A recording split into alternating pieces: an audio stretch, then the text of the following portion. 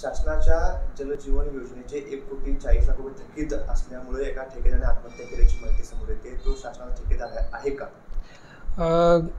ही जी घटना घडलेली आहे खरोखरच दुःखद आहे, परंतु हर्षल अशोक पाटील हे जिल्हा परिषद सांगलीकडे नोंदणीकृत कंत्राटदार नाही आहे. आमच्या अभिलेखानुसार आम्ही बघितलं आहे.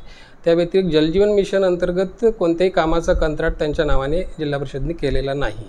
त्यामुळे त्यांची या जिल्हा परिषदकडे देयके थकीत असण्याचा काही प्रश्नच उद्भवत नाही.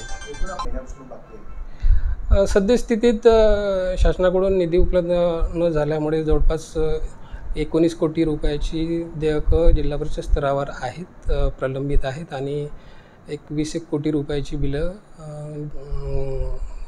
गट स्तरावर तयार करण्याचे काम चालू आहे. जो हर्षल आहे हा तांदुळवाडी परिसरामध्ये जी जलजीवनची कामं करत होता, त्या भागामध्ये तुमची शासनाचे जे अधिकृत ठेकेदार आहेत त्यांना बिलं अदा झालेली आहेत का? जी कामं झालेली आहे, ज्यांची देयकं आमच्याकडे आलेली होती ती सगळ्यांची तांदुळवाडी परिसरातली त्या गावाची देयकं दिलेली आहेत.